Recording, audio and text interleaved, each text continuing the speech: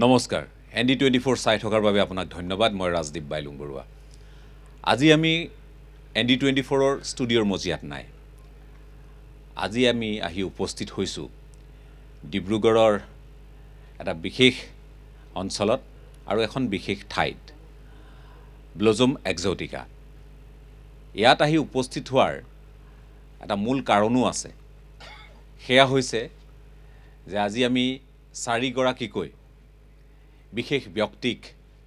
একেলগে পাইছো অৱশ্যে ডিব্ৰুগড়ত আমি তিনিগৰাকীক পাইছো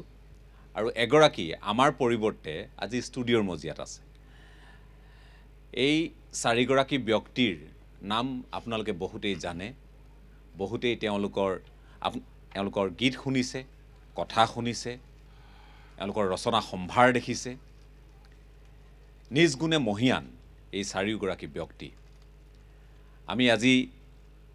আমাৰ এই অনুষ্ঠানলৈ স্বাগতম জনাব খুজিছো আৰু আমাৰ সৌভাগ্য বুলিও অনুকিয়াব খুজিছো বিশিষ্ট শিল্পী সুৰকাৰ গীতিকাৰ সংজ্ঞাৰ প্ৰয়োজন নাই অৱশ্যেই প্ৰশান্ত কুমাৰ বৰদলৈ ডাঙৰী আমাৰ সৈতে আছে আপোনাক স্বাগতম জনাইছো আমাৰ অনুষ্ঠানলৈ আমাৰ সৈতে কুইভাৰ্ছ খ্যাত আন এগৰাকী বিশিষ্ট শিল্পী সৈয়দ সাদুল্লাহ ডাঙৰীয়া আছে আপোনাকো স্বাগতম জনাইছো আমাৰ সৈতে কুইভাৰ্ছৰ আন এগৰাকী সদস্য বিশিষ্ট শিল্পী ৰাজেন গোহাঁই ডাঙৰীয়া আছে মই আপোনাকো স্বাগতম জনাইছো আৰু আন এগৰাকী তেওঁলোকৰ বন্ধু তেওঁৰো এক অনন্য পৰিচয় আছে বিশিষ্ট শিল্পী হিৰেন গোহাঁই ডাঙৰীয়া আপোনাকো স্বাগতম জনাইছো আমি কথা পাতিব খুজিছো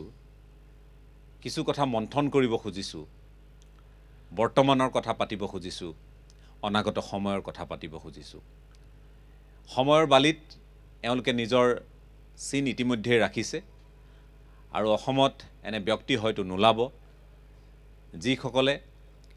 এই চাৰিগৰাকী ব্যক্তিক শিল্পীক চিনি নাপায় অনুষ্ঠান আৰম্ভ কৰিব খুজিছো গতিকে অনুষ্ঠানৰ আৰম্ভণিতে সেই বিশেষ কণ্ঠ যি কণ্ঠই আপোনালোকক আলোড়িত কৰি ৰাখিছিল মহাচন্ন কৰি ৰাখিছিল সৈয়দ সাদুল্লাহ ডাঙৰীয়া মই আপোনাৰ কাষলৈ আহিছো এই সময়কণ ডিব্ৰুগড়ৰ আমাৰ বাবে অতিকে মূল্যৱান আৰু আপোনালোকৰ মাজলৈ যিহেতু আহিছো গতিকে আপোনালোকৰ শ্ৰোতা বন্ধু আপোনাৰ ভাষাৰে যদি কওঁ আপোনাৰ শ্ৰোতা বন্ধু ৰৈ আছে কিন্তু নমস্কাৰ প্ৰিয় শ্ৰোতা বন্ধু সেইটো মোৰ আকাশবাণীত যিটো বৰ্ণালী অনুষ্ঠান আছিলে তাতেই মই সম্বোধনটো সেই ধৰণে কৰিছিলোঁ নমস্কাৰ প্ৰিয় শ্ৰোতা বন্ধু কুশলে আছে নিশ্চয় পাহাৰ বা ভৈয়াম চহৰ কিংবা গাঁও ৰেডিঅ'ৰ কাষত বহি এই মুহূৰ্তত আপুনি য'তে আছে আমাৰ আন্তৰিক প্ৰীতি আৰু শুভেচ্ছা গ্ৰহণ কৰক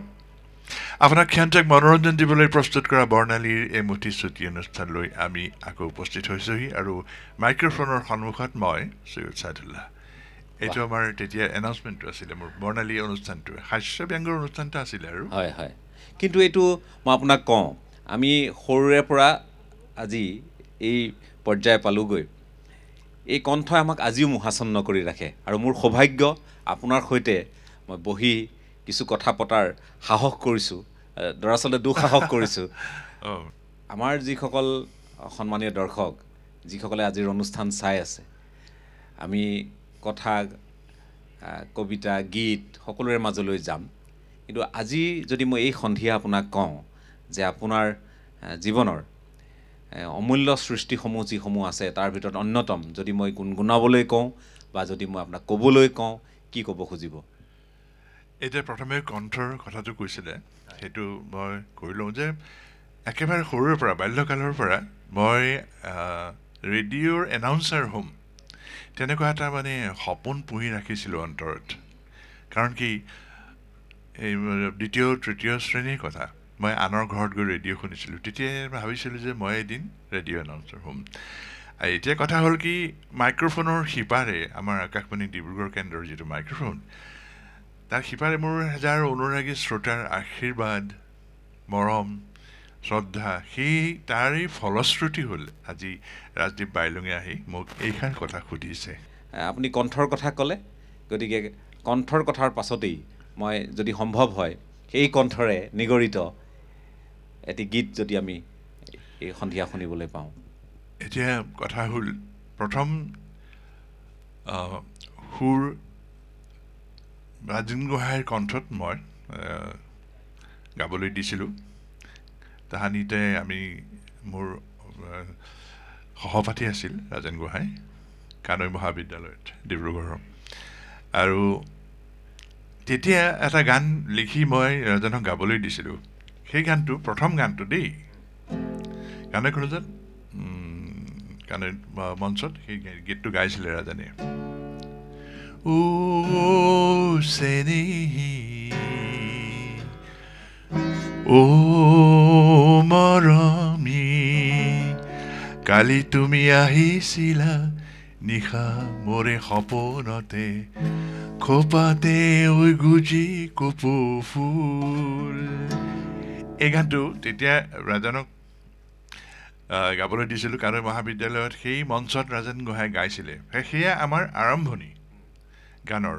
তাৰপিছৰ পৰা কিমান গান গালে মোৰ গান ৰাজেনে, মই সুৰ কৰা, সুৰাৰোপিত কৰা, আৰু মোৰ মানে গীতিকাৰ হিচাপে মই অনুমোদন লাভ কৰাৰ পাছত ৰাজেনে বহুত গীত গালে। তাৰে এটা গান তাহানিতেই ৰেডিঅ'ত গাইছিলে ৰাজেনে। অলপ গাবা দেই ৰাজেন। বৰষা তুমি আহা ঝিৰিয়ানা, মৰহাই ফুলনি সেউজী কৰানা, বৰষা তুমি আহা ঝিৰিয়ানা, মৰহাই ফুলনি সেউজী কৰানা। এইটো হেমন্ত দত্ত গীতিকাৰ, নাট্যকাৰ, আমাৰ কুইভাৰ্ছ দলত আছিলে তেতিয়া তাহানিতে। আৰু যেতিয়া সেই হেমন্ত আহে, ৰাজেন গোহাঁইৰ আমাৰ ঘৰৰ ওচৰতে আছিলে ভাড়াঘৰলৈ, সুৰটো তাক কওঁ, সি গানটো হেমন্তই গানটো লিখে। এই গীতটো ৰাজেনৰ ঘৰতে কৰা, বৰষা তুমি আহা না, সমাধিত মোৰ জানো যিজোপা বকুল, এইবোৰ গানবোৰ তেতিয়া সুৰটো মই দিয়া আৰু হেমন্ত দত্তই লিখিছে, আৰু ৰাজেন গোহাঁইয়ে সেইবোৰ ৰেডিঅ'ত গাইছে। এতিয়া মোক এটা কথা কওক, মই গোহাঁই ডাঙৰীয়া আপোনাৰ কাষলৈ আহিছোঁ। আপোনালোক দুয়ো বন্ধু, কুইভাৰ্ছৰ সদস্য আপোনালোক, এই যিটো অটুট বান্ধোন আপোনালোকৰ, এতিয়া মই যেতিয়া আপোনালোকে কণ্ঠ নিগৰাইছে, এতিয়াও দেখিছোঁ যে আপোনালোকৰ, মই যদি সংগীতৰ ভাষাত কওঁ, যিটো আপোনালোকৰ মনৰ যিটো ছন্দ, যি ছন্দত আপোনালোকে গীত পৰিৱেশন কৰে, মনৰ ছন্দৰ এতিয়াও কিন্তু আপোনালোকৰ হুবহু একেই আছে। কেনেকৈ? নাই, সেইটোতো আৰু ছন্দপতন নহয়, ছন্দপতন নঘটে। একেই আছে মানে আমি তাহানিৰ পৰাই, কলেজত পঢ়াৰ দিনৰে পৰাই, প্ৰথম অৱস্থাততো মই চাদুলাৰ লগত একেলগে থাকোঁ, একেটা ৰুম, একেখন বিচনাত আমি শুওঁ, একেখন থালিত খোৱাৰ নিচিনা, একেখন থালিত খোৱাৰ নিচিনা। আৰু তেতিয়াই সেই আমাৰ কুইভাৰ্ছ বেণ্ডটোও আছিলে। আৰু তেতিয়াই কেতিয়াবা চাদুলাৰ মনলৈ সুৰবিলাক আহে, ৰাতি ৰাতি মোক সুৰ শুনোৱায়, আৰু তেতিয়াই ঠিক হয় যে এই গানটো মানে আমি এই সুৰটো আমি গান হিচাপে কৰিম। কাইলৈ ফুনু বুলি কওঁ আমি হেমন্ত দত্তক, ঘৰুৱা নাম হেমন্ত দত্তৰ ঘৰুৱা নাম ফুনু আছিল, যে ফুনুক এইটো ফুনুৰ হতুৱাই কাইলৈ এই গানটো লিখুৱাব লাগিব। পাছদিনাখন আকৌ হেমন্ত দত্তক কওঁ কথাটো, হেমন্ত বহে আমাৰ লগত, বহি পেলাই আমি সুৰ কথাৰে গোটেইখিনি বান্ধি পেলাওঁ। আৰু যিহেতু মই লগতেই থাকোঁ, চাদুলাৰ লগত থাকোঁ, চাদুলাৰ আকৌ ঘৰুৱা নাম ৰেজবি, গতিকে মোৰ চাদুলা ক'বলৈ অকণমান অসুবিধাই হৈছে, কাৰণ ৰেজবি বুলিয়ে কওঁ। সেই তেতিয়াৰ পৰা কিন্তু মই ক'লোৱেই নহয় যে ৰেজবিৰ লগত ইমানেই বেছি নলগলে লগা বন্ধু নিচিনা হৈ পৰিলোঁ আমি একেলগে ভাত ৰান্ধো ভাত খাওঁ আৰু কেতিয়াবা যদি ভাত খাবলৈ কেতিয়াবা ফাংচন কৰি আহোঁতে দেৰিও হৈ যায় কেতিয়াবা থাকিও যায় তেনেকৈ থাকিও যাওঁ আমি এতিয়া কথাটো হ'ল মই জানিব খোজা কথাটো হ'ল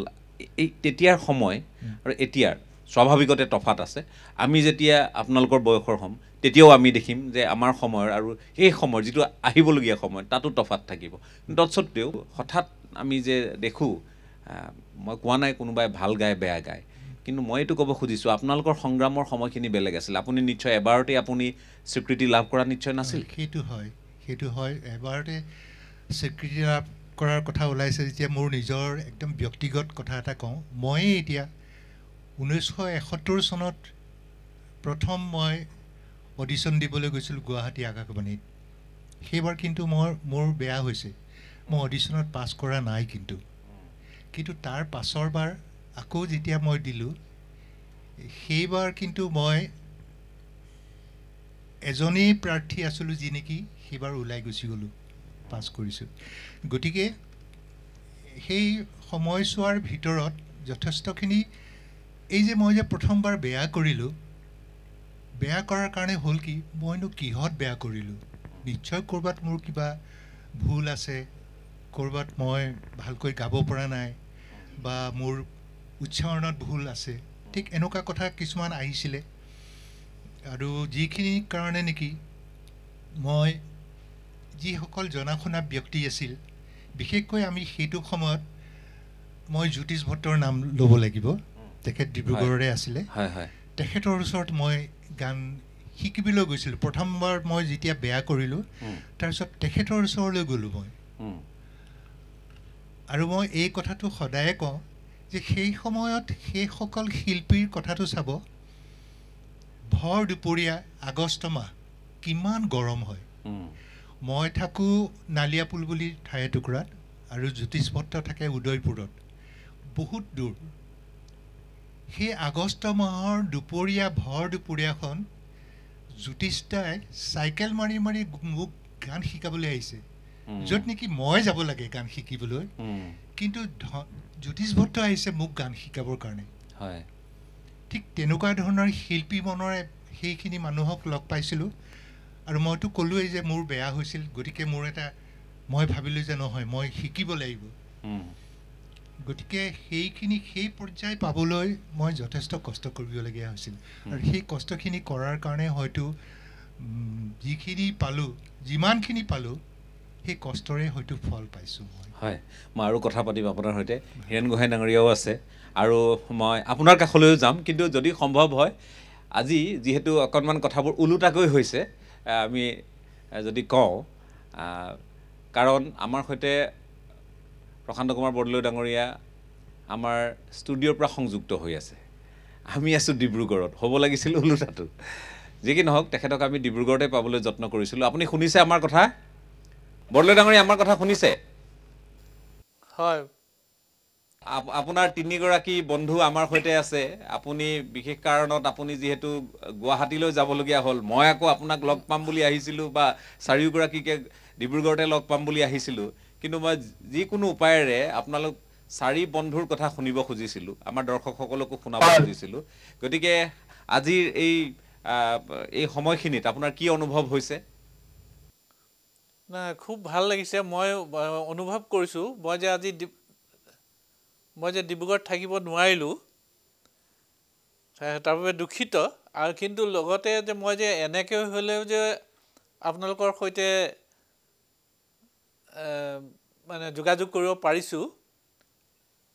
সেইটো মানে মোৰ সৌভাগ্য বুলিয়ে ক'ম মই আৰু এইটো এটা খুব ভাল প্ৰচেষ্টা লোৱা যেন লাগিছে মোৰ দেই এই আমাৰ আটাইকেইজন ডিব্ৰুগড়ৰ বয়োজ্যেষ্ঠ আৰু তাৰপিছত মই অৱশ্যে সকলোতকৈ জ্যেষ্ঠ হয় গম পাওঁ কিন্তু কথা হ'ল মই দুটামান কথা আপোনাক সুধিব খুজিছোঁ যে ইতিমধ্যে আমি কথা পাতিছোঁ আমি কুইভাৰ্ছৰ কথাও পাতিলোঁ আমি আমাৰ সৈতে থকা ছাদুল্লা ডাঙৰীয়াই হওক বা ৰাজেন গোহাঁই ডাঙৰীয়া তেওঁলোকৰ দুয়োগৰাকীৰ কথাও শুনিছোঁ অকণমান গীতো শুনিছোঁ আপোনালোক একোগৰাকী ব্যক্তি যাৰ নাম শুনিলেই মই ক'ব পাৰোঁ আজিৰ তাৰিখত যে বহু আজিৰ প্ৰজন্মৰ কণ্ঠশিল্পী গায়ক গায়িকাই আপোনালোকক নিশ্চয় অনুধাৱন কৰিব খুজিব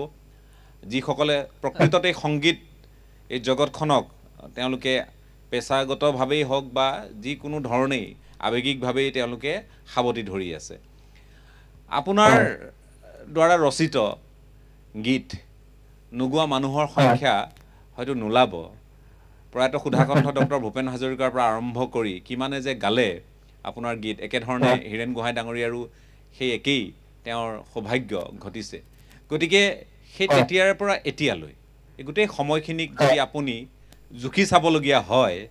কেনেধৰণে বা মূল্যায়ন কৰিবলগীয়া হয় মূল্যাংকন কেনেধৰণে কৰিব তাৰমানে মই যদি উভতি যাওঁ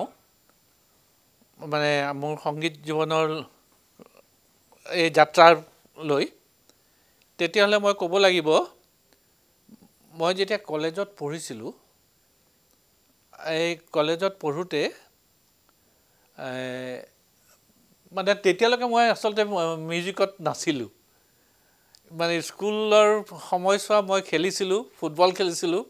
খুব ভাল পাইছিলোঁ খেলি ক্ৰিকেটো খেলিছিলোঁ বেডমিণ্টন খেলিছিলোঁ কিন্তু কলেজত পোৱাৰ পাছত হঠাতে মোৰ এটা পৰিৱৰ্তন আহিল তাৰমানে বন্ধু বান্ধৱৰ সৈতে তেওঁলোকে অলপ মোক জোৰকৈ সংগীত মানে সংগীত শাখাৰ এই সম্পাদকৰ কাৰণে মোক ইলেকশ্যনত উঠাই দিলে তেতিয়া তাৰমানে এনেকুৱা এটা পৰিৱেশ আছিলে যে মোৰ অপনেণ্ট যিজন উঠিছিলে তেওঁ আকৌ কলেজৰ 2 বছৰৰ বেষ্ট ছিংগাৰ আলী শহীদ নাম আৰু মই আকৌ খেলা ধূলাহে কৰোঁ অকণমান কিবা কিবি মিউজিকত টুং টং টাং টাংকৈ কিবা কিবি বজাওঁ আৰু কিন্তু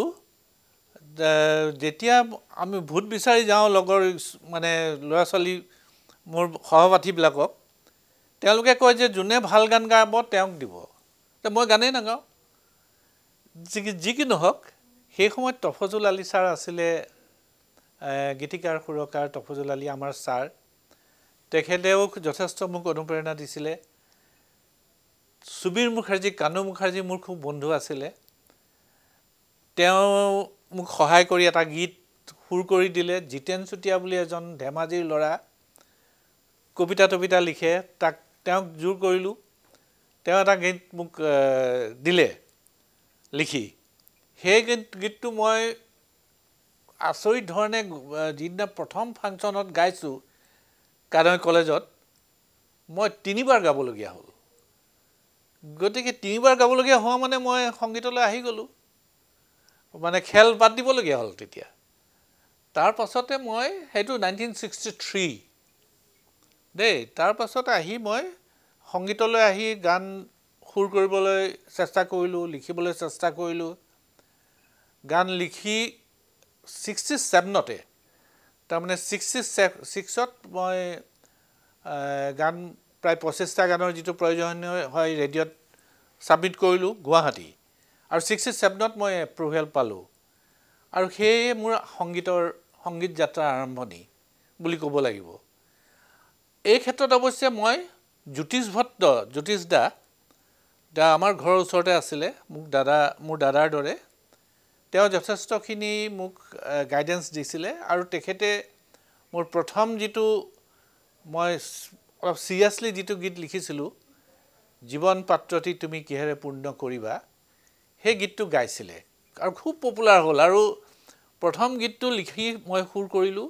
আৰু সেই গীতটোৰে পপুলাৰ হ'ল হৈ মই সংগীতৰ জগতখনলৈ যেন আহি গ'লোঁ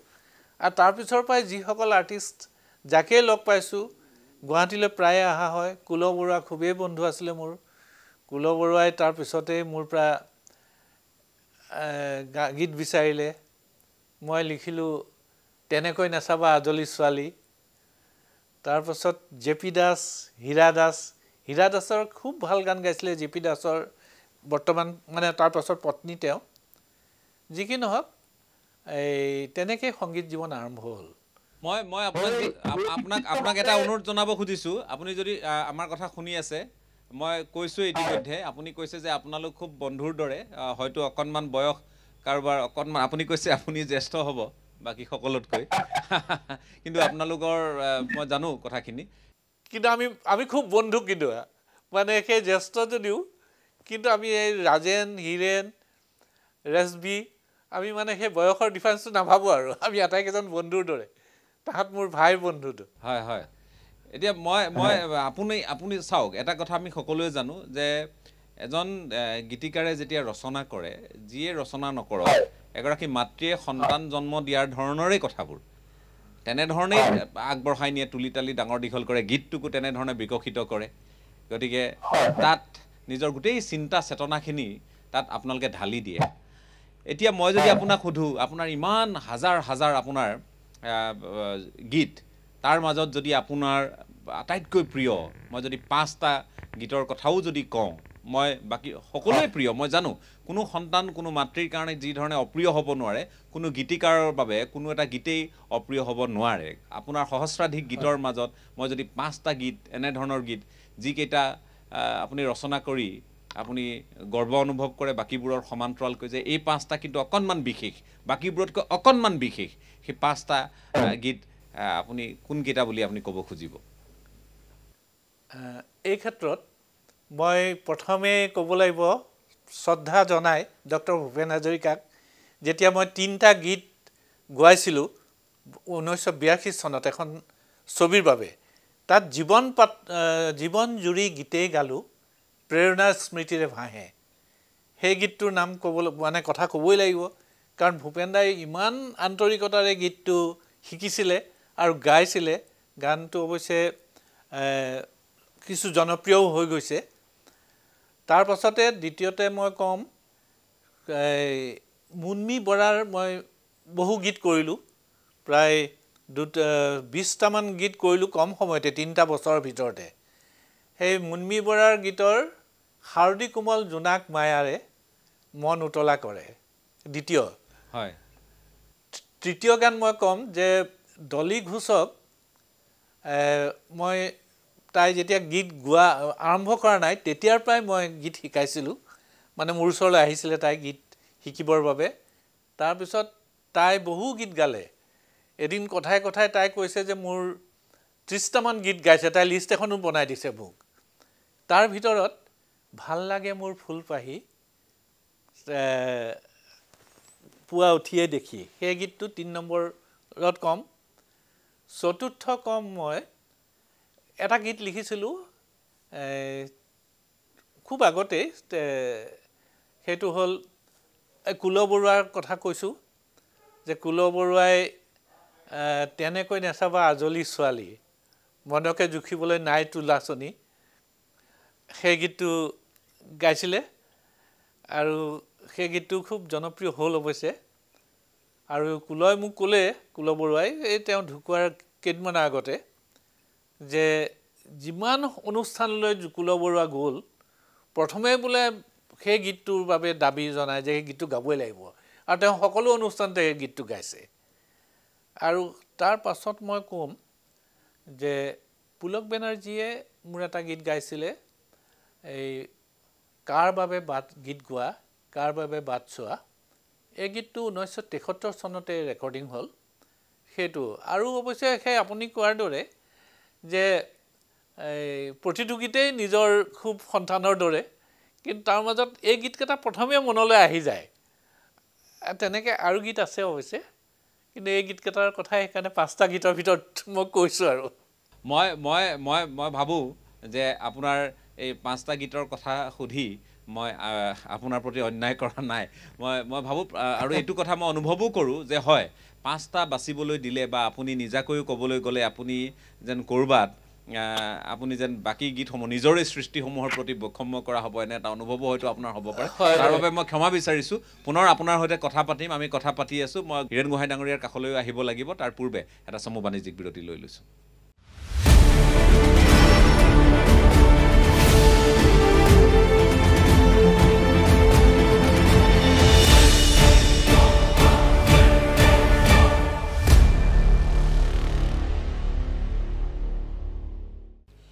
এটা চমু বাণিজ্যিক বিৰতিৰ পাছত আপোনালোকক পুনৰ স্বাগতম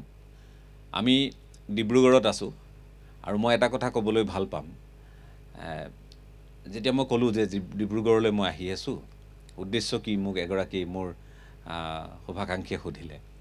মই ক'লোঁ যে মই 4গৰাকী সংগীত ৰত্নক লগ পাবলৈ গৈ আছোঁ। তেতিয়া ক'লে কোন কোন, অমুক নেকি, আপোনালোকৰ নাম সুধিলে। মই ক'লোঁ নিশ্চিতভাৱে, কিন্তু আপোনাকতো মই কোৱা নাই। কৈছে ডিব্ৰুগড়ত আৰু আছে কোন? তেওঁলোকে ইমান সুন্দৰকৈ আজি এটা পৰিক্ৰমা পাৰ কৰি আহিছে। গতিকে নিশ্চয় এটা খুব সুন্দৰ হয়তো অনুষ্ঠান কৰিবলৈকে আপুনি আহিছে। আপোনালোকৰ নাম পোনপটীয়াকৈ মোক কৈছে, পোনপটীয়াকৈ কৈছে। মই কথাষাৰ আজি এই সন্ধিয়া ক'বলৈ পাই খুব ভাল পাইছোঁ। মই হীৰেণ গোহাঁই ডাঙৰীয়া আপোনাৰ কাষলৈ আহিছোঁ। এনে এগৰাকী কণ্ঠশিল্পী নোলাব যে সুধাকণ্ঠ ডক্টৰ ভূপেন হাজৰিকাৰ পৰা আৰম্ভ কৰি বলিউডৰো বহু জনপ্ৰিয় কণ্ঠশিল্পী তেওঁলোকে আপোনাৰ দ্বাৰা ৰচিত গীতত তেওঁলোকে কণ্ঠ নিগৰাইছে।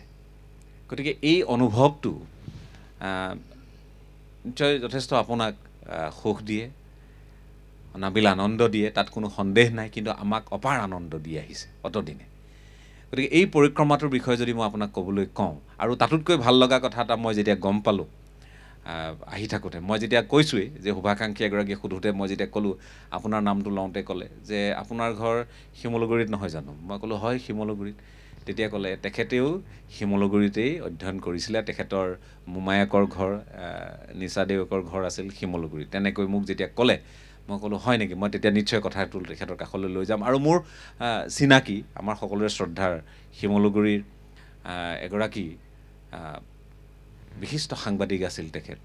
শিক্ষক আছিল, নীল গোহাঁই ছাৰ। তেখেতৰ ভাগিনীয়েক আপুনি। আৰু আপুনি মই যিখন বিদ্যালয়ত অধ্যয়ন কৰিছিলোঁ 8ম শ্ৰেণীৰ পৰা 10ম শ্ৰেণীলৈ, তাত আপুনিও এবছৰ পঢ়িছিল বুলি মই খবৰ পালোঁ। গতিকে এই কথাখিনি মই যদি পৰিক্ৰমাটোৰ বিষয়ে কওঁ, কেনেকৈ সংগীতৰ জগতখনলৈ আহিল, কেনেকৈ ইমানবোৰ অৱদান যোগাবলৈ আপুনি উৎসাহ উদ্দীপনা পালে? সংগীত আচলতে মোৰ সৰুকালৰ পৰাই মোৰ লগৰীৰ নিচিনা আছিলে। তাত বিকশাই তুলিবৰ কাৰণে মই যেতিয়া কলেজৰ শ্ৰেণীত সোমালোহি, তেতিয়া মই এনেকুৱা কিছুমান লোকৰ লগত মানে উঠা বহা কৰিবলগীয়া হ'ল সংগীত লৈ। সেইসকলৰ নাম আগতে ল'ব লাগিব, কিন্তু এই ক্ষেত্ৰত বিশেষকৈ মোৰ এজন বন্ধু, প্ৰয়াত বন্ধু, অসমীয়া কথাছবি জগতৰ এজন ভাল সুপৰিচালক জনছ মহলীয়া। হয়, আমি এখন বেঞ্চতে পঢ়া, একেলগে পঢ়া। বন্ধু হেৰুৱালোঁ অলপতে, কিন্তু সেই বন্ধুৱে মোক এই আগুৱাই যোৱাৰ ক্ষেত্ৰত বহুত সহায় কৰিলে। কাৰণ তেওঁৰ সংগীতৰ যিটো ভাণ্ডাৰ, অসীম এটা অপৰ্যাপ্ত মানে এটা আছিলে, মানে ভাণ্ডাৰ আছিলে। মই সেই ভাণ্ডাৰৰ পৰা বহুতখিনি বস্তু মই আহৰণ কৰিলোঁ বুলিও ক'ব পাৰোঁ। আৰু সেই তেতিয়াই মই আছিলোঁ দৰং কলেজৰ ছাত্ৰ আছিলোঁ তেতিয়া, তেওঁ তেজপুৰৰ। সেই সময়তে আমাৰ যিবিলাক সংগীত কৰাৰ মানে সংগীতৰ লগত জড়িত যিবিলাক আমি ল'ৰা ছোৱালী আছিলোঁ, আমাৰ দৈনিক এটা কৰ্তব্য নিচিনাই হৈছিলে, কিবা এটা গান এটা গোৱা, ক'ৰবাত এখন সংগীতানুষ্ঠানত অংশ লোৱা বা গীত এটাৰ সুৰ কৰি দিয়া, এইবোৰ নানা ধৰণৰ সৰু সুৰা দায়িত্ব কিছুমান আমি পাৰ কৰি আহিছিলোঁ কলেজীয়া জীৱনতেই। আৰু সেই তেতিয়াৰ পৰা মোৰ এই চৰ্চাটোৰ প্ৰতি, সংগীতৰ প্ৰতি মোৰ অনুৰাগটো ক্ৰমে ক্ৰমে বাঢ়ি গুচি গ'ল। তাতে যেতিয়া নিপন গোস্বামীৰ নিচিনা এজন ব্যক্তিয়ে যেতিয়া পিঠিত থপৰিয়াই ক'বলৈ ধৰিলে যে তুমি বৰ ভাল সুৰ কৰাহে, তাতকৈ আৰু একো হেৰি নালাগে। আৰু মোৰ সেইষাৰ কথা শুনাৰ পিছত মোৰ এনেকুৱা লাগিছে যেন মই কি শুনিলোঁ। নিপন দাৰ নিচিনা মানুহ এজনে পিঠিত থপৰিয়াই যেতিয়া কৈছে, মই বৰ ভাল লাগিছে তোমাৰ গানবিলাক শুনি, সুৰ কৰাবোৰ শুনিছে, যথেষ্ট শুনিলে তেখেতে ক'লে। কাৰণ সেইখন কলেজতে তেখেতে অধ্যয়ন কৰিছিলে এটা সময়ত।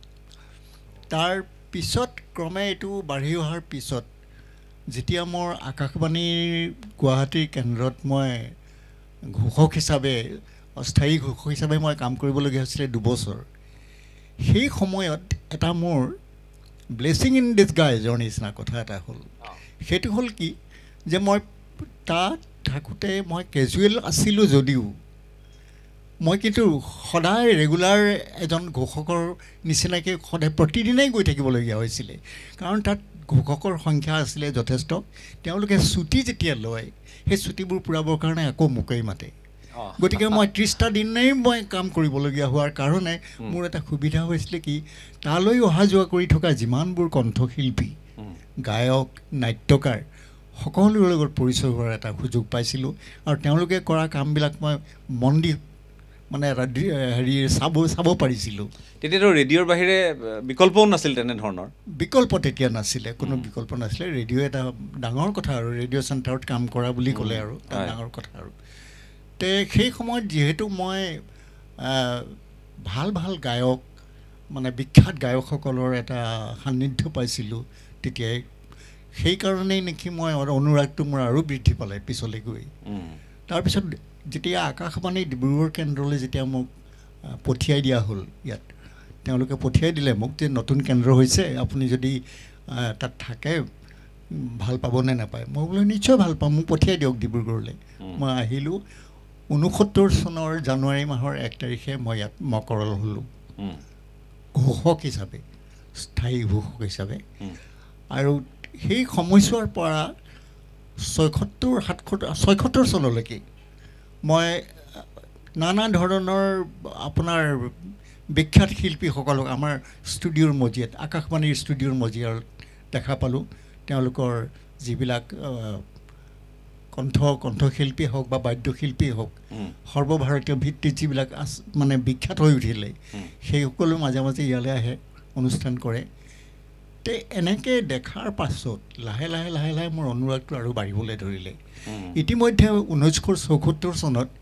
মই স্বীকৃতপ্ৰাপ্ত হ'লোঁ গীতিকাৰ হিচাপে আৰু তাৰপিছতে আৰু আমাৰ যিসকল কণ্ঠ পৰীক্ষা যিবিলাক হৈছিলে 76 চনৰ পৰা বহুত শিল্পী ওলালে সেই শিল্পীবিলাকে তাৰপিছত মোৰ গীত গোৱা আৰম্ভ কৰি দিলে গতিকে মোৰ গীতৰ সংখ্যাও মোৰ বাঢ়ি গ'ল আৰু সুৰ কৰাৰ দায়িত্বখিনিও মোৰ বাঢ়ি গ'লগৈ মই 11 কি 12 বছৰ মই ঘোষক হৈ আছিলোঁ আকাশবাণী ডিব্ৰুগড় কেন্দ্ৰকে ধৰি তাৰপিছত মানে যিটো ইংৰাজীত যিটো কথা কোৱা হয় জব ছেটিছফেকশ্যন মোৰ ভাল নালাগিলে ঘোষক হিচাপে থাকিবলৈ আৰু মন নগ'ল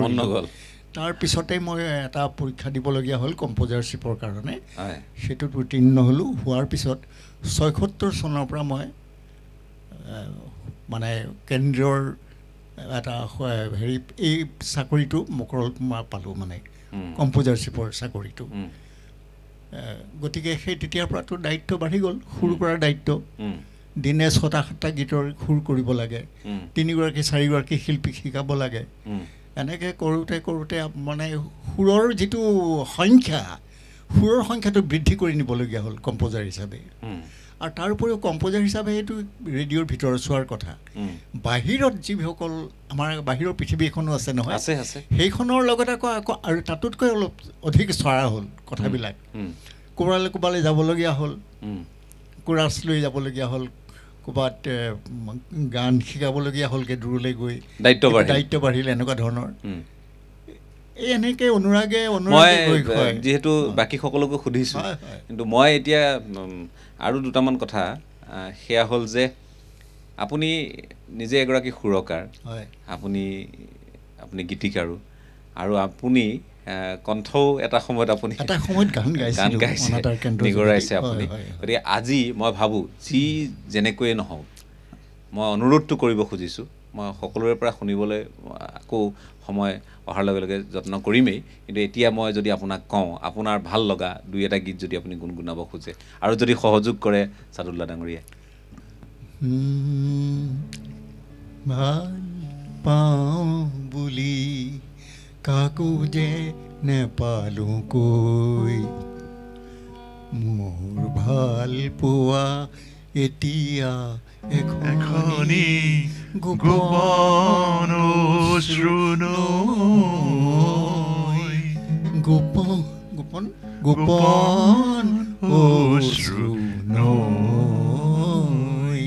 এই গীতটো আৰুতো এনেধৰণৰ মই গম পাইছোঁৱেই কাৰণ আপুনি কৈছে যে ইমান ৰচনা থকাৰ পাছত আপুনি এতিয়া হয় অৱশ্যে সময় বাগৰিছে আৰু হয়তো ক'ৰবাত স্মৃতিত কথাবোৰ কেতিয়াবা আহে কেতিয়াবা নাহে কেতিয়াবা দোলা দি যায় যাৰ কাৰণে আপুনি ক্ষমা বিচাৰিবলগীয়া কোনো পৰিস্থিতি হোৱা নাই মই কওঁ আপোনাক আপুনি যথেষ্টখিনি দিছে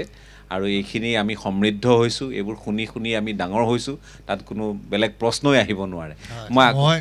এটা কথা কওঁ এইখিনিতে মাজতে ক'ব খুজিছোঁ হীৰেণৰ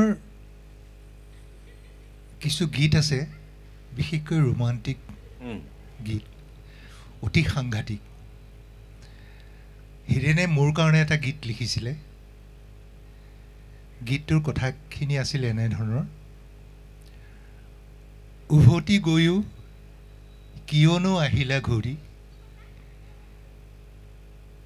কিনো ভাবি সোণ অভিমানখিনি থলা যে সামৰি আৰু এটা আছিলে মোৰ কথা কিয় নুফুটিল সিদিনা সেই গীতটোৰ দেখা পোৱাৰ ক্ষণতেই সেই সুৰ তুমিয়ে কৰিছিলা মোৰ কথা হৈ যাওক একেবাৰে আৰু ইয়াত আৰু সোণত সুৱগা চৰাই সুৰকাৰ আমি আগবাঢ়িব লাগে আৰু গীতিকাৰ আৰু গায়ক মোৰ কথা কিয় নুফুটিল সিদিনা তুমি সন্মুখত দেখা দিয়া ক্ষণতে কিয় পৰিচয় নিজতে থাকি গ'ল আৰু থাকি গ'ল সাঁচেতি মনতে এইটো এটা ৰোমান্টিক গান হীৰেণে কাৰোবাৰ প্ৰেমত পৰিছিলে এই গানটো লিখি মোক দিলে মই সুৰ কৰি ৰাজনক গাইছিলোঁ মোৰ কথা কিয় নুফুটিল সিদিনা মানে আই লাভ ইউ বুলি কোৱা নহ'লে তেনেকুৱা আছিল গানটো শুনিলে তেনেকুৱা লাগে নাই তেনেকুৱাই লাগিছে মই সেইকাৰণে আপোনাক সুধিছোঁ আমাৰ আচল কথা এটা কৈ দিওঁ 70 আৰু 80 দশকত আমি তিনিও আমি মিলি যিবোৰ কাম ৰেডিঅ'ৰ মজিয়াত কৰিছিলোঁ সেইবোৰতো কোনেও দেখা নাপালে শিল্পীসকলে নিজে নিজে দেখা পালেগৈ আৰু কিন্তু আমি আমাৰ যিটো উৎসাহ উদ্দীপনা ক'ৰ পৰা আহিছিলে আমি ক'ব নোৱাৰোঁ কিছু ভাল কাম হ'ল বুলি আমি ভাবোঁ আজি হৈছেই আৰু এটা কথা দেই হীৰেণৰ এটা বৰ ডাঙৰ গুণ সেইটো হেমন্ত দত্তৰ আছে আৰু হীৰেণৰ সুৰ এটা দিলে সুৰৰ আধাৰত এটা গীত লিখাটো খুব কঠিন কাম সকলোৱে নোৱাৰে সাধাৰণতে গীত এটা লিখাৰ পিছত সেইটো সুৰকাৰে সুৰ কৰে কিন্তু হীৰেণক যদি কোনোবাই সুৰ এটা দিয়ে সেইটোৰ ওপৰত কেনেকৈ লিখে সেই টেলেণ্টটো সেই প্ৰতিভাটো হীৰেণৰ আছে তেনে এটি গীত যদি আমি অকণমান হীৰেণক মই এটা গীত এটা দিছিলোঁ সি ধমকো দিছে দেই মোক বহুত গালি পাৰিলে কি হ'ল মই হীৰেণক সুৰ এটা দিছিলোঁ তাক সুৰটো দিছিলোঁ এনেকৈ সি ৰেকৰ্ড কৰি ল'লে দাৰা দাৰা দাৰা দাৰা দাৰা দাৰা দাৰা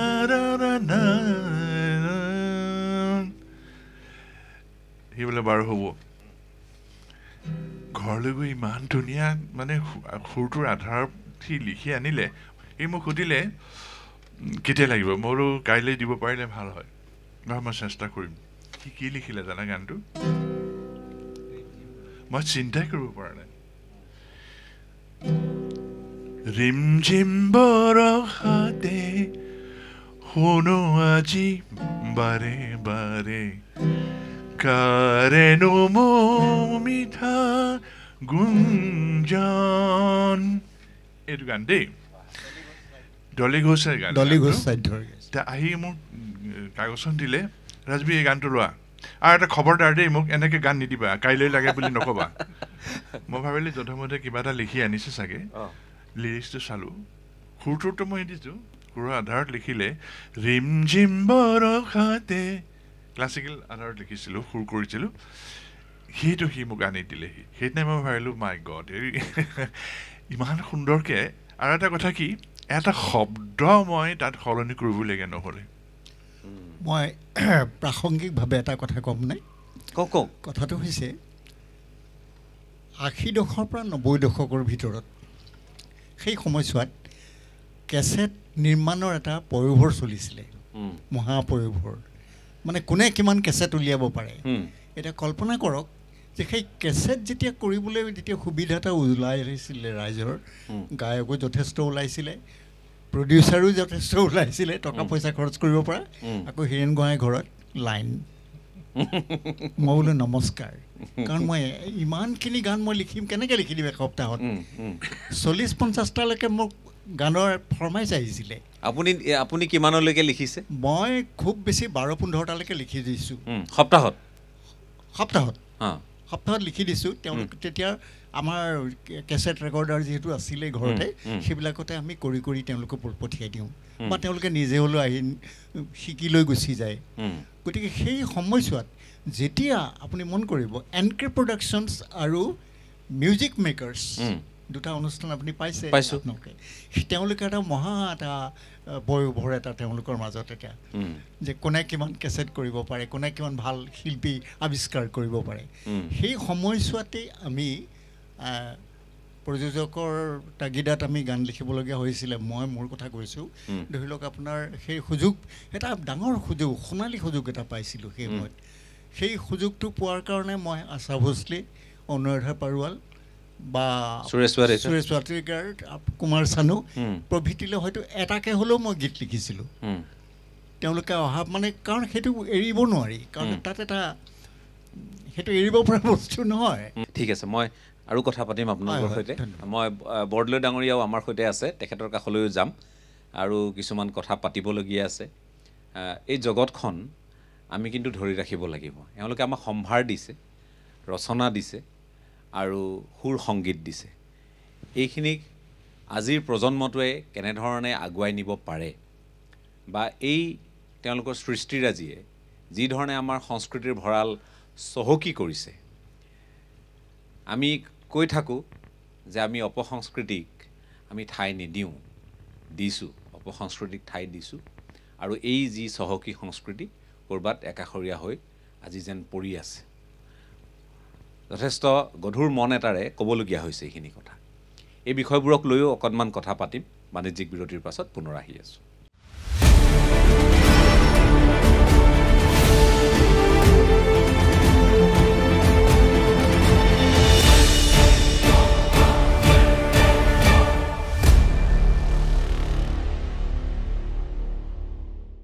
এটা সমূহ বাণিজ্যিক বিৰতিৰ পাছত আপোনালোকক পুনৰ স্বাগতম আপোনালোকে চাই আছে আমাৰ এই বিশেষ অনুষ্ঠান আমি ডিব্ৰুগড়ত আছোঁ আৰু ডিব্ৰুগড়ৰ পৰা আমি সংগীতৰ ক্ষেত্ৰখনত আজিৰ তাৰিখলৈ নিজস্ব যিখিনি অৱদান সেইখিনি আগবঢ়াই অহা তিনিগৰাকী ব্যক্তি আমাৰ সৈতে আছে আনগৰাকী বিশিষ্ট ব্যক্তি আমাৰ ষ্টুডিঅ'ত আছে মই বৰদলৈ ডাঙৰীয়া আকৌ এবাৰ আপোনাৰ কাষলৈ আহিব খুজিছোঁ আমি যিহেতু সৃষ্টিৰ কথা পাতিছোঁ আৰু সৃষ্টি সদায় ইতিবাচক হ'ব লাগে আমি তেনেধৰণে বহু কথা অনুধাৱন কৰোঁ বিশ্বাস কৰোঁ আৰু সংগীতৰ ক্ষেত্ৰখনততো তেনেধৰণেই বহু কথা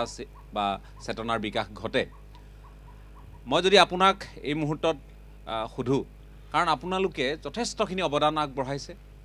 আপোনালোকে এই সংস্কৃতিৰ ভঁৰাল সংগীতৰ জগতখনক আপোনালোকে সমৃদ্ধ কৰিছে কিন্তু আজিৰ তাৰিখৰ বা আজিৰ প্ৰজন্মৰ যিবোৰ পচন্দ অপচন্দ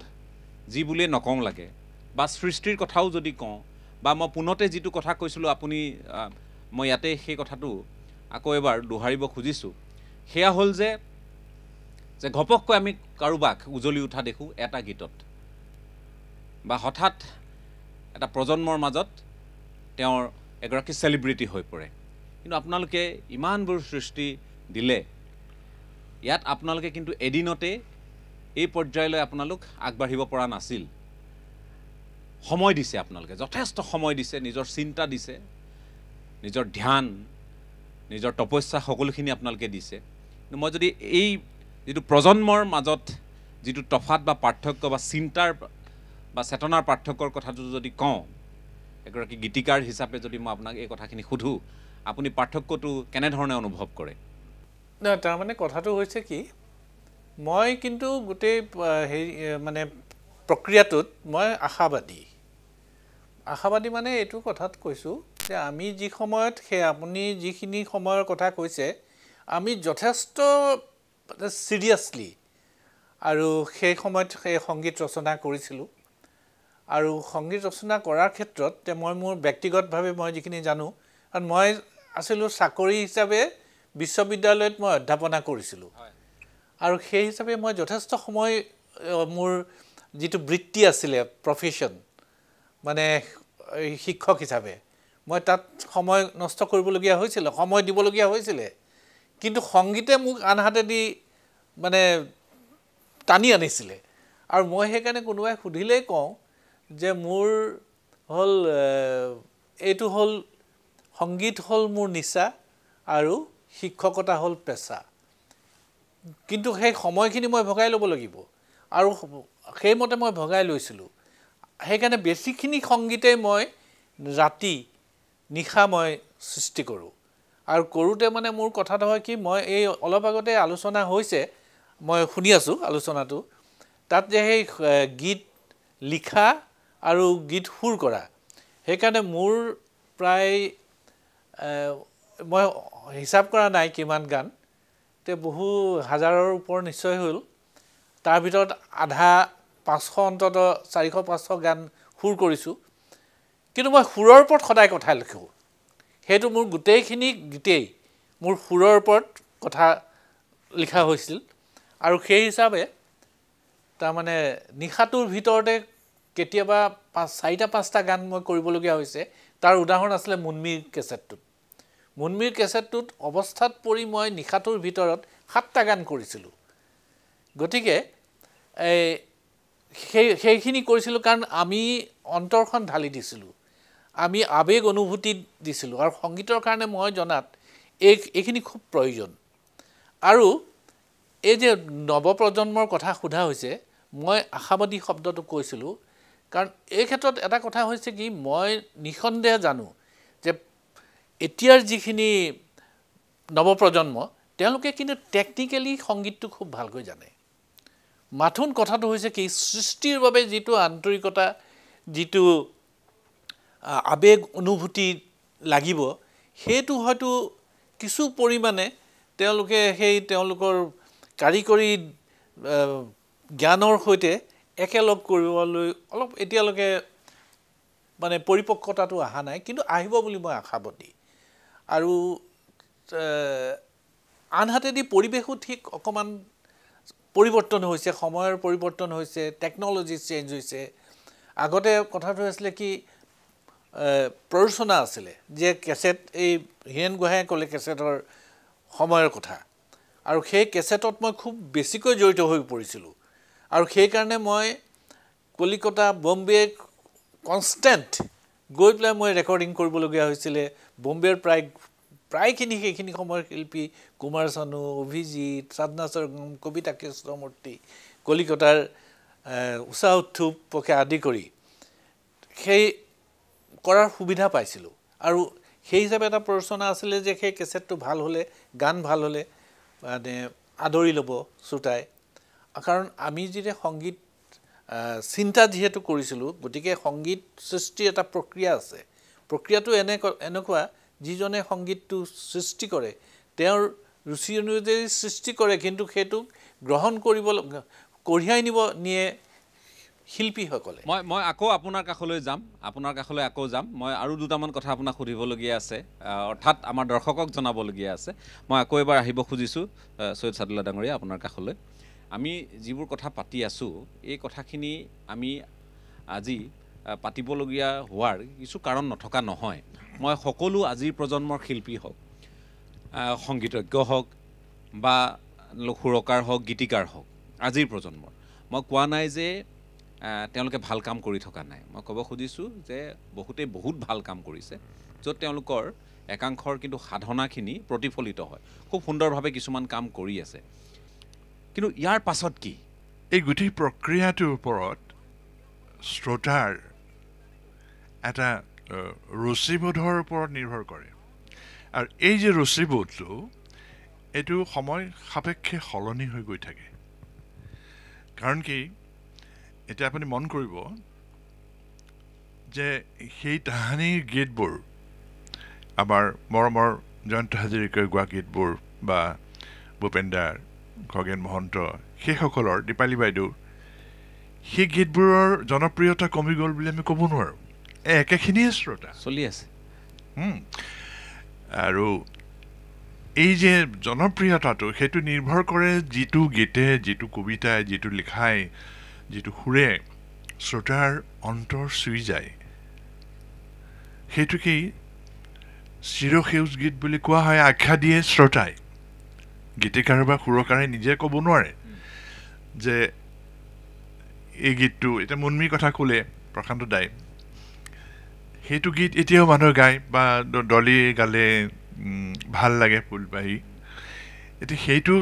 তেখেতে কাকো কোৱা নাই যে এই গানটো জনপ্ৰিয় কৰিবা দেই নহয় সেইটো শ্ৰোতাৰ ৰুচিবোধৰ ওপৰত আদৰি কেনেধৰণে লয় তাৰ ওপৰতে নিৰ্ভৰ কৰে এনেকুৱা কিছুমান গান যে ৰাতিৰ ভিতৰত জনপ্ৰিয় হ'ল এতিয়া এনেকুৱা কিছুমান ফুল আছে ৰাতি ফুলে সুৰভি বিলাই ৰাতিপুৱা মৰহি যায় গতিকে আমাৰ গীতবোৰো সেই ধৰণৰ ৰাতি ফুলা ফুলৰ দৰে কিছুমান আৰু কিছুমানে সুগন্ধি চিৰকাল বিলাই গতিকে এই গোটেই প্ৰক্ৰিয়াটো নিৰ্ভৰ কৰাৰ মই আগতে কৈছোঁ এইটো শ্ৰোতাৰ ৰুচিবোধৰ ওপৰত আৰু সমাজ যিহেতু পৰিৱৰ্তনশীল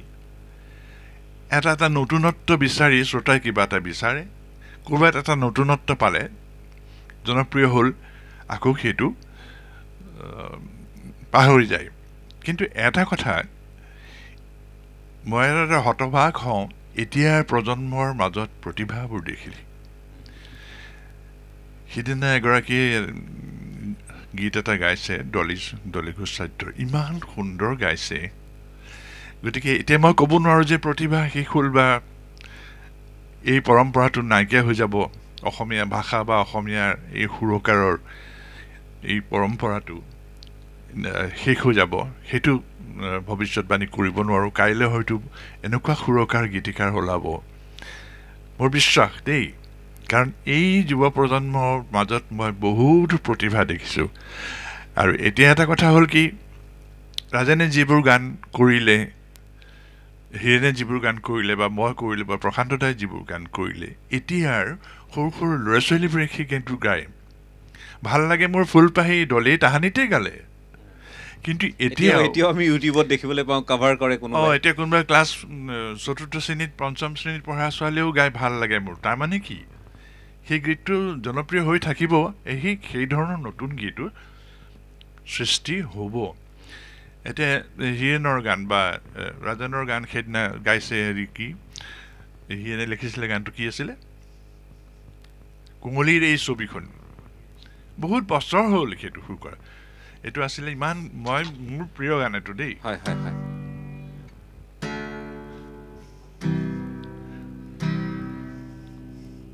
কুমলীৰ এই ছবিখন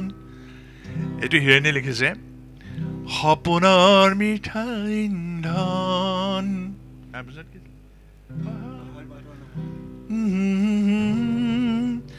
সুগভীৰ সৰল বননি হাহুনে হাহুকৈ ওলমি ৰয় সপোনৰ মিঠা ইন্ধন ইমান ধুনীয়া লিখিছে ইমান ধুনীয়া সুৰ কৰিছে আৰু এবাৰ কুমলীৰ এই ছবিখন সপোনৰ মিঠা ইন্ধন পাহাৰ পৰ্বতৰ নামনি সুগভীৰ সৰল বননি আহুনে আহুকৈ ওলমি ৰয় সপোনৰ মিঠা ইন্ধন কুমলীৰ এই ছবিখন বঢ়িয়া বঢ়িয়া ইমান ভাল লাগিছে মই সৌভাগ্যৱান আজি গীতিকাৰ আৰু এই সুৰকাৰ হয় এক হৈ গৈছে যেনেকুৱা লিখিছে গানটো হয়তো ভাৱটো কৈ দিছিলে নেকি সেইনে লিখিছে আজিও জনপ্ৰিয় গীতটো আৰু এতিয়া আটাইতকৈ ডাঙৰ কথা হ'ল কি এতিয়া নতুন প্ৰজন্মৰ সেই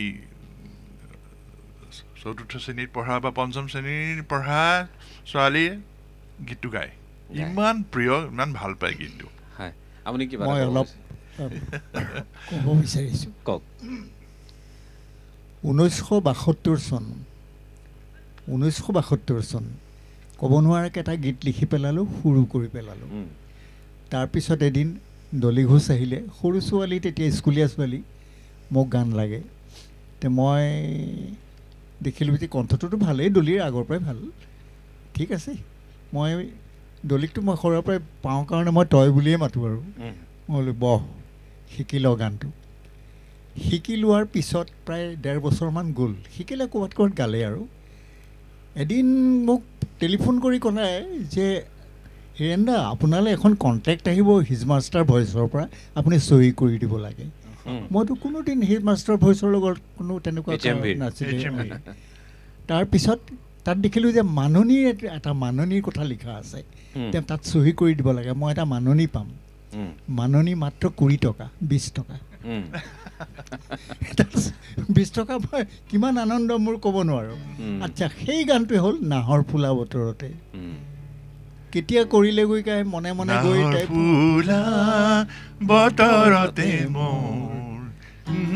মই ক'বলৈ বিচাৰিছোঁ যে যেতিয়া লিখি থকা হয় যেতিয়া সুৰ কৰি থকা হয় বা কাৰোবাক দিয়া হয়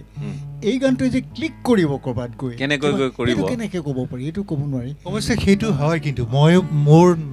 ক্লিক কৰাৰ কথা কওঁতে মোৰ মনলৈ এটা কথা মনত পৰিছে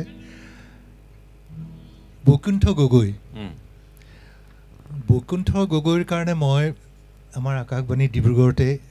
এটা গান কৰিছিলোঁ সেইটো স্পেচিয়েল প্ৰগ্ৰেম আছিলে গীতৰ শৰাই কাৰণে সেই গানটো কৰোঁতে কিন্তু মই কেতিয়াও ভবা নাছিলোঁ যে সেই গানটো ইমান মানুহে ইমান ভালকৈ আঁকোৱালি ল'ব বুলি হয় ফুল ফুলক ৰ'দৰ ফুল হৃদয় সেউজী ধৰা কোনে গোৱা নাই সেই গীতটো আজিৰ তাৰিখত কোনে গোৱা নাই মই যেতিয়া মই সুৰ কৰিছিলোঁ মোৰ মনলৈ কিন্তু অহা নাছিলে দেই যে এই গানটো মানুহে এনেকৈ ল'ব বুলি সেইটোৱে মানে আৰু এটা কথা মই লগতে লগাই দিওঁ এইটো কথাও বোধ কৰোঁ ৰাজেনে ভবা নাছিলে ঘৰত বহি ৰেঘা দিব লাগেতো যে এনেকুৱা ক্লিপ কৰিবগৈ এটা সময়ত গৈ গণেশ গগৈ লিখা গীতটো যিটো সুৰ কৰিলে ডলি ঘোষে যিটো গালে আৰু এটা কৰিছে আকাশৰ ৰংবোৰ এই সৰু সৰু ছোৱালী সৰু সৰু ল'ৰাবিলাকে এইবোৰ গান গাবলৈ ধৰিছে আমি মানা কৰোঁ তেওঁলোকক গাবলৈ যে এতিয়া ইমান সৰুতে এইবোৰ গান নাগাবা কাৰণ কেলৈ সেইটো বহুত কষ্টকৰ গান সেইটো ভাল গায়ক বা হেৰি গায়ন সাধনাৰ ৰিয়াজ লাগিব হয় সেইকাৰণে অলপতে এজনী সৰু ছোৱালীয়ে গীত এটা গাইছে এখন সংগীতানুষ্ঠানত মানে ইমানেই মানে দুলীয়াজানৰ ছোৱালীজনী ইমানেই সুন্দৰকৈ গালে মই ক'বলৈ বাধ্য হ'লোঁ যে তুমি নাগাবা আৰু কাৰণ তোমাৰ এইটো বয়স হোৱা নাই নহয় কিয় কষ্ট কৰিছে মানে যি গান তুমি সহজে গাব পাৰা সেই গানে গাবা আমি শুনো মই শুনো মই এতিয়া আৰু ৰোৱাত নাই আমি অকণমান গীত শুনিম কিন্তু তাৰ পূৰ্বে মই এটা বিৰতি লৈ লওঁ চমু বিৰতিৰ পাছত আমি আহোঁ গীতৰ মাজলৈ আহিম আমি শুনিম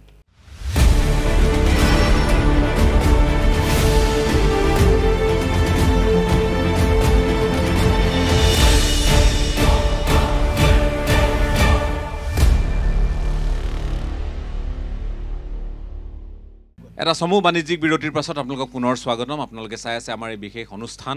আৰু আমি এটা কথা ক'ব পাৰোঁ ND24ৰ সদাশয় দৰ্শকসকলক যে আমি যথেষ্ট গৌৰৱ অনুভৱ কৰিছোঁ আজি আৰু নিজকে সৌভাগ্যৱান বুলি ভাবিছোঁ 4 গৰাকী সংগীত ৰত্নৰ সৈতে কথা পাতি আছোঁ এই কথাখিনি ক'বই লাগিব আৰু তাৰ লগতে এনে কিছুমান গীত আচলতে হাজাৰ গীত তাৰ মাজত কিমান যে জনপ্ৰিয় হৈছে কিমান যে মানুহে আজিও গুণগুণাই আছে কণ শিশুৰ পৰা আৰম্ভ কৰি বয়োজ্যেষ্ঠলৈ আজিও সেই গীতবোৰৰ কথাকে কয় গতিকে আমি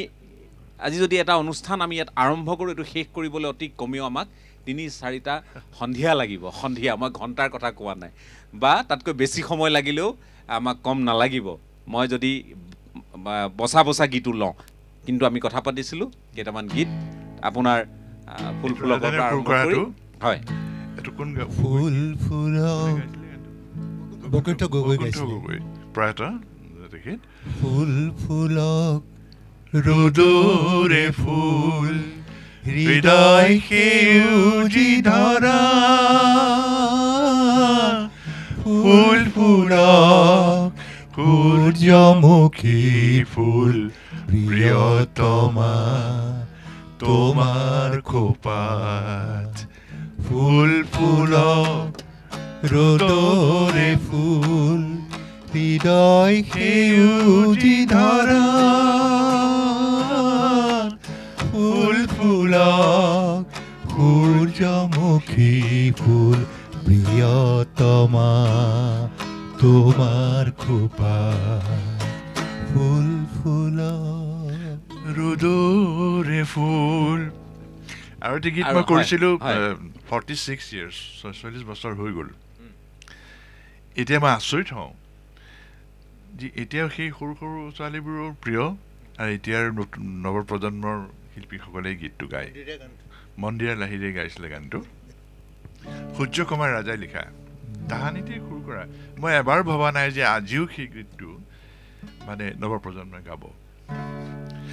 অহাৰ দৰে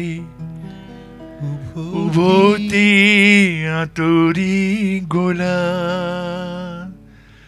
বাটে বাটে ফুল সিঁচি থৈ ৰ'দৰ তাপত মৰহি শুকালেও তোমাৰ কথাকে আছে কৈ আৰু এটা ইয়াৰ লগৰে একেলগৰে জ্যোতিষ দাই গাইছিলে সেইটো জোৱাৰ পাৰত সৰা শেৱালি বুটলি কি হ'ব কোৱা নাই যে সময় উভতি চোৱাৰ এতিয়া বিদায় দিয়া জোৱাৰ পাৰত সৰা শেৱালি বুটলি কি হ'ব কোৱা এনে বহু গীত যিবোৰ আপোনালোকৰ সৃষ্টি আপোনালোকৰ সময়ৰ বা আপোনালোকৰ তাত পৰশ আছে কোনোবাই যদি লিখিছে আপোনালোকৰ মাজৰে কোনোবাই তাত সুৰ কৰিছে নহয়নে তেনেধৰণে বা কোনোবাই পৰিৱেশন কৰিছে কণ্ঠ নিগৰাইছে এতিয়া কথাটো হ'ল এই গীতবোৰ কালি পৰহিৰ যেন গীত যিটো কথা আপোনালোকে ক'লে যে কণ কণ শিশুৰ পৰা হ'ল বহু গীত আপুনি কৈছে যে এতিয়া 46 বছৰ হ'ল গতিকে কোনটো গীতে মানুহক কেনেধৰণে মোহাচন্ন কৰি আৰু এটা প্ৰজন্মৰ পাছত প্ৰজন্মক তাৰ মাজত আবদ্ধ কৰি ৰাখে সেইটো সঠিককৈ কোৱাটো টান মই এইবাৰ ৰাজেন গোহাঁই ডাঙৰীয়া আপোনাৰ কাষলৈ আহিছোঁ আপুনি দুটামান গীতৰ কথা ক'লে ঠিকে আছে মই এনেধৰণৰ আৰু আপোনাৰ য'ত কণ্ঠ আছে য'ত আপোনাৰ চিন্তা আছে তেনেধৰণৰ আৰু যদি দুটামান গীত আপুনি উনুকিয়াব খোজে বা স্মৰণ কৰিব খোজে মন্থন কৰিব খোজে মোৰ কণ্ঠৰ গীত বুলি ক'লে আকাশবাণী গুৱাহাটীত মই যেতিয়া প্ৰথম সুৰৰ শৰাইত এটি গীত কৰিছিলোঁ আৰু যিটো গীত গোৱাৰ কাৰণেই অসমৰ বহুতেই বিশেষকৈ সংগীতৰ লগত জড়িত থকা ব্যক্তিসকলে মোক চিনি পাইছিল যে ৰাজেন গোহাঁই বুলি ল'ৰা এটা আহিছে এনেকৈ গান গাই বুলি সেই গানটো আছিল মোৰ মনৰ হৰিণা হেৰাব খোজে তোমাৰ চকুৰ অৰণ্যতে গানটো লিখিছিল সতীশ দাসে আৰু সুৰ কৰিছিল মুকুল বৰুৱা গীতটো এনেধৰণৰ আছিলে মোৰ মনৰ হৰিণা হেৰাব খোজে তোমাৰ চকুৰ অৰণ্যতে মোৰ মনৰ হৰিণা হেৰাব খোজে মোৰ হৃদয় দেখোন মিলিব খোজে তোমাৰ হৃদয় সাগৰতে তোমাৰ চকুৰ অৰণ্যতে মোৰ মনৰ হৰিণা হেৰাব খোজে মোৰ মনৰ হৰিণা হেৰাব খোজে মই 1971 চনতেই গাইছিলোঁ তেতিয়া গোৱা আৰু গুৱাহাটীত এতিয়াও মই আপোনাক কওঁ যে কিন্তু এতিয়া তেনেকৈ গাব নোৱাৰা হ'লো নাই সেইটো ক'লে অন্যায় কৰা হ'ব নাই আমি কৈছোঁ মই আগতেও কৈছোঁ যে আপোনালোকে ইমান সুন্দৰকৈ আপুনিও নিজৰ কণ্ঠ মই ক'বই লাগিব মই চাদুলা ডাঙৰীয়াৰ কথা বাৰু কওঁৱেই আপোনাৰ কথাও কৈছোঁ ইমান সুন্দৰকৈ কণ্ঠটোক সজীৱ কৰি ৰখাটো এইটো বৰ দুৰুহ কাম আমাৰ কাৰণেও কেতিয়াবা কিছু ক্ষেত্ৰত অসুবিধা আৰু এটা কথা মই কৈ লওঁ হয় ৰাজেন গোহাঁই বুলি ক'লে কিছুমান গানলৈ মানুহৰ মনত পৰি যায় হয় কিন্তু এটা বিশেষ গানে তেওঁক আৰু অলপমান ওপৰলৈ নিয়াৰ এটা মানে ক্ৰিয়া কৰা মই দেখিবলৈ পালোঁ সমাজত মানে খুব বিচাৰে মানুহে শুনিবলৈ শেৱালি পাহিৰে সেই গানটো অলপ গুণগুণাই দিবা আহিলে অনুৰোধ নিশ্চয় এই গানটো এনেইতো মই যিটো গানৰ কথা ক'লোঁ মোৰ মনৰ হৰিণা এই গানটো ৰেকৰ্ড কৰা হৈছিল আকাশবাণীত আৰু এই যিটো শেৱালি পাহিৰে কোমল মিচিকি হাঁহিৰে মাতিলেহি খিৰিকী মুখতে এইটো সুৰ কৰিছিলে আচলতে মই গৈছিলোঁ মই বুলি নকওঁ আমি কুইভাৰ্ছ গৈছিলোঁ 1900 কোন চন আছিলে 72 72 চন ন 72 চনত গুৱাহাটীত HMVৰ মানে এটা ষ্টুডিঅ' এটা টেম্পৰেৰীকৈ বনাই লৈছিলে তাত কিছু গীতৰ ৰেকৰ্ডিং কৰিছিলে আৰু কুইভাৰ্ছক মাতিছিলে তাত সেই গানবিলাকত একম্পেনিমেণ্টৰ কাৰণে মাতিছিলে কুইভাৰ্ছ ইয়াৰ পৰা গৈছিলে ময়ো গৈছিলোঁ আমি গোটেইখিনিয়ে গৈছিলোঁ তেতিয়া শেৱালি পাহিটো কৰা বাণীবদ্ধ কৰা তেতিয়া মোৰো গাবলৈ মন গ'ল ময়ো গান এটা গাম জয়ন্ত হাজৰিকা আছিলে তেতিয়া জয়ন্ত হাজৰিকাক ক'লোঁ জয়ন্ত হাজৰিকাই ক'লে ঠিক আছে বোলে গান এটা তুমি ঠিক কৰা তো কুলো বৰাই ক'লে ঠিক আছে ৰাজেন তোমাক মই এটা গান দিম তুমি সেইটো গান লোৱা তে কুলো বৰুৱাই মোক এই গানটো দিলে তফজুল আলী ছাৰৰ গান আৰু সুৰ আছিলে কুলো বৰুৱাৰে শেৱালি পাহিয়ে কোমল মিচিকি হাঁহিৰে মাতিলেহি খিৰিকী মুখতে দুবুৰি বনতে নিয়ৰ মুকুতামণিয়ে হাঁহিলেহি শাৰদী পুৱাতে হাঁহিলেহি শাৰদী পুৱাতে মই ৰেডিঅ'ৰ যেতিয়া ভৰপক সময় অৰ্থাৎ যি সময়ত ৰেডিঅ'হে ৰেডিঅ' আৰু আমি সেই প্ৰজন্মৰ ভিতৰত আমিও পৰোঁ যে যেতিয়া আপোনাৰ বৰ্ণালী অনুষ্ঠানেই কওক বা আমি এই সংগীতৰ মায়াজালেৰে সকলোকে ঢাকি ৰখা সময়খিনিৰ কথাও যদি আমি কওঁ মই সেই সময়খিনিলৈ উভতি যোৱা যেন মোৰ এটা অনুভৱ হৈছে আজি আমাৰ সদাশয় দৰ্শকসকলো ইয়াত তেওঁলোকৰো নিশ্চয় একেই মত হ'ব একেই চিন্তা হ'ব আপোনালোকে ইমান ধুনীয়াকৈ আজি আমাৰ আগত গীত কথা সকলোখিনি বা মনৰ চিন্তাখিনি দাঙি ধৰিছে আৰু অকণমান সময় পাম এটা চমু বাণিজ্যিক বিৰতিৰ পাছত পুনৰ আপোনালোকৰ মাজলৈ আমি ঘূৰি আহিম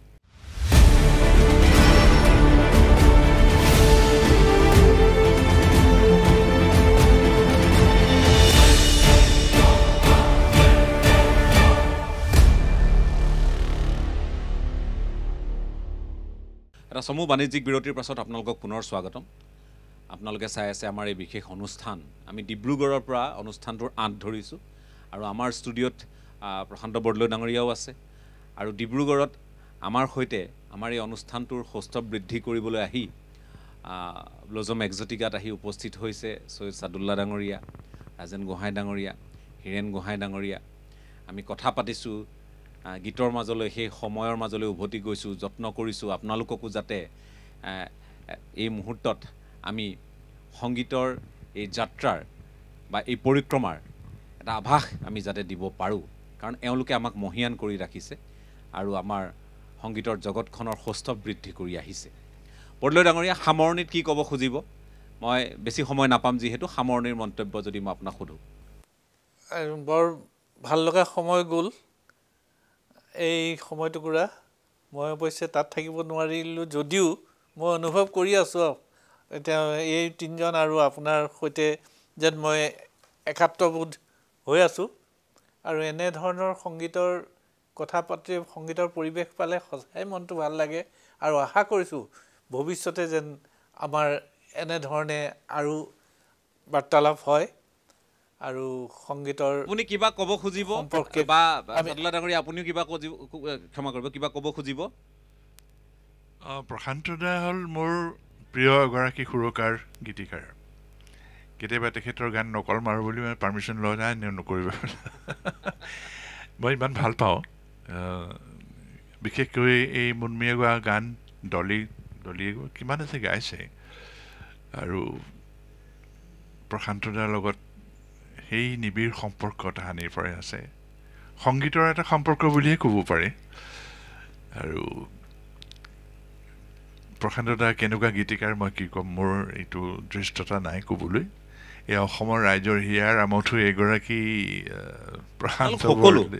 মই চাৰিগৰাকীৰ কথাই ক'ব লাগিব অসমৰ ৰাইজৰ হিয়াৰ আমঠু এই মই প্ৰশান্ত দাৰ কথা ক'লোঁ ৰাইজে আপোনালোকক হিয়াত আজিও স্থান দি ৰাখিছে আগলৈও ৰাখিব এই কথাখিনি আমি ক'ব পাৰোঁ যে কি নহওক বৰদলৈ ডাঙৰীয়া আপোনাক ধন্যবাদ জ্ঞাপন কৰিছোঁ মই আকৌ ডিব্ৰুগড় হয় আপুনি কিবা ক'ব নাই এই সুযোগতে মই এটা কথা ক'ব খুজিছোঁ যে ND24 সমূহ কৰ্মকৰ্তা আৰু টিভিলৈ মোৰ আন্তৰিক ধন্যবাদ আৰু কৃতজ্ঞতা জনাইছোঁ মই বহুত ধন্যবাদ আশীৰ্বাদ কৰিব আমি যাতে ভাল ধৰণে নিজৰ কামখিনি সমাজৰ স্বাৰ্থত অতি দায়বদ্ধতাৰে সমাপন কৰিবলৈ আমি যাতে আমি আগবাঢ়িব পাৰোঁ শক্তি পাওঁ আশীৰ্বাদ কৰিব আপোনাক ধন্যবাদ জ্ঞাপন কৰিছোঁ মই আকৌ আহিব খুজিছোঁ ৰাজেন গোহাঁই ডাঙৰীয়া হওক বা সৈয়দ চাদুল্লা ডাঙৰীয়া বা হীৰেণ গোহাঁই ডাঙৰীয়া মই সামৰিব লাগিব অনুষ্ঠানটো সামৰিবলৈ ইচ্ছা নাছিল আকৌ আমি যদি সুযোগ মিলে বহিম মই আপোনালোকক গুৱাহাটীৰ আমাৰ ষ্টুডিঅ'লৈও আমন্ত্ৰণ জনালোঁ এই আপাহতে আপোনালোক কেতিয়াবা আহিব বহুত ধন্যবাদ হয় আহিব আপোনালোক কিন্তু এতিয়া সামৰণিত মই এটা কথা আমাৰ দৰ্শকসকলক ক'ব পাৰোঁ যে গীত লিখিব লাগে কাৰণেই লিখা মানুহ এওঁলোক নহয় সুৰ কৰিব লাগে কাৰণেই সুৰ কৰা মানুহ এওঁলোক নহয় কণ্ঠ নিগৰাব লাগে কাৰণেই কণ্ঠ নিগৰুৱা ব্যক্তি এওঁলোক নহয় তাৰ পাছতো এওঁলোক একক তাৰ পাছতো এওঁলোক অনন্য ইতিমধ্যে আপোনালোকে সকলোখিনি কথা বুজি পাইছে সামৰণিত মই যদি কওঁ একেবাৰে চমুকৈ এতিয়া কথাটো হ'ল চমুকৈ ক'ব খুজিছোঁ মই সুৰকাৰ বা গীতিকাৰে এজন সুৰকাৰে ভাবে যে কাৰ কণ্ঠত এই গীতটো দিম ঠিক তেনেকৈ যেতিয়া মই যেতিয়া গীত এটা সুৰ কৰোঁ বা লেখোঁ তেতিয়া ৰাজনৰ সেই কণ্ঠটো মনলৈ আহে বা মন্দিৰা লাহিৰী তেতিয়া ভাবিলৈ মন্দিৰাক দিম বা সংগীতা বৰঠাকুৰে গাব ঠিক তেনেকৈ মই কিছুমান গীত এনেকুৱা লিখিছিলোঁ কাজিৰঙালৈ যাওঁতে সেই গড় হত্যাৰ এটা স্বচক্ষ মই দেখিছোঁ নিজ চকুৰে সেই সময়ত মানে গড় এই গুলীয়াই হত্যা কৰা নাছিলে গাঁত এটা খান্দি থয় তাত গড়টো পৰি যায় জীয়াই দিয়াই তেতিয়া সেই কাজিৰঙা গীতটো লিখিছিলোঁ সংগীতা বৰঠাকুৰে গোৱা তাৰপিছতে ৰাজেনৰ ড্ৰাগছৰ এটি গীত এণ্টি ড্ৰাগছ এতিয়াও সেইটো শেষ হোৱা নাই সেইদিন ৰাজেনে গাইছিলে এইটো তুমি আৰু মই উমলা এইটো কি আছিল সেউজী পথাৰ খনি আজিও মনত পৰে দিনবোৰ আমাৰ কলেজৰ মনত আছে সকলো আছে বন্ধু মাথো মই নাই মানে ড্ৰাগছ কোকেইন নামৰ অসুৰ এটাই জীৱন শলিতা মোৰ দিলে নুমুৱাই মৰণ পৰত বন্ধু দিয়া বিদায় এটা মানে ড্ৰাগ এডিক্ট গম পাইছোঁ হয় হয় সেই মৃত্যুৰ সময়ত যে কোকেন নামৰ অসুৰ এটাই কলেজত কিমান দিন আমি একেলগে আছিলোঁ তুমি মোক বহুত দিন বাধা দিছিলা কিন্তু মই ড্ৰাগছটো এৰিব নোৱাৰিলোঁ আজি সেই ল'ৰাটোৰ মৃত্যু হ'ল সঁচা ঘটনা এটা সেইটোৰ ওপৰত এই গীতটো লিখি ৰাজনৰ সৈতে গাই আছিলোঁ মই ভাবিছিলোঁ এইটো ৰাজনৰ বাহিৰে আনৰ কণ্ঠত দিলে নহ'ব ঠিক তেনেকৈ এণ্টি ড্ৰাগছৰ ওপৰত ৰাজনে গীত গাইছে আৰু সমন্বয়ৰ ওপৰতো গীত দিছোঁ সেইবোৰ ৰাজনে গাইছে ৰাজনে প্ৰায় মোৰ 28টা গীত গাইছে নেকি বেছি হ'ব না যিয়ে নহওক আপোনালোকৰ এই বন্ধুত্ব আজি অত দিনৰ এই বন্ধুত্ব আজিও প্ৰাণৱন্ত আজিও সজীৱ দেখি ভাল লাগিছে খুব নহ'লে আজিৰ তাৰিখত এনে বন্ধু মই ক'বই লাগিব বহুতৰে ভাগ্যত নিমিলে আপোনালোকৰ বন্ধুত্ব কিন্তু ঈৰ্ষণীয় 63 চনৰ পৰা একেলগে আছোঁ চাওক 63 পৰা আজি মই যদি কওঁ আজি 71 বছৰ নহয়নে এতিয়া মই শেষত এটা কথা ক'বই লাগিব ৰাজনাৰ মোৰ মাজত কাজিয়া হৈছে 1 মিনিট চমুকে ক'ম হয় ৰাজনে ক'লেই নহয় ৰাজনে মই একেখন বিচনাতে যেতিয়া শুইছিলোঁ তো এখন টেবুল ফেন চলি আছে দেই গৰমৰ দিন আঁঠুৱাৰ ভিতৰত দুয়ে শুই আছোঁ টেবুলখন এটা গুঁ গুঁ শব্দ এটা হৈ আছে ৰাতি 1টামান বাজিছে গৰমত শুব পৰা নাই মই ৰাজনক ক'লোঁ এই ফেনখন যিটো চাউণ্ড হৈ আছে এইটো চি স্কেলত আছে একদম খং উঠি গ'ল কথা এটা হ'ল নেকি ফেনখন শুনি তাৰ স্কেলটো ক'ব পাৰা তুমি মই বোলো চোৱা তুমি এইটো চি স্কেলত আছে একদম আঁঠুৱাখন দাঙি সিটো ৰুমলৈ গ'ল সিটো ৰুমলৈ গৈ একেবাৰে বিচনাৰ তলত হাৰমনিয়ামটো আছিলে একদম টানি উলিয়াই লৈ আহিলে এই ৰ'বা ফেনখনৰ ওচৰত বহিলৈ হাৰমনিয়ামটো ফেনৰ লগত মিলাইছে কেনেকৈ চি স্কেল চি স্কেল হয়নে নহয়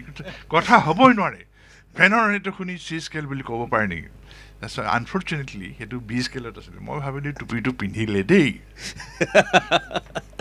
টুপিটো পিন্ধাম বুলি ভাবিছিলোঁ ৰাতি 1টা বজাত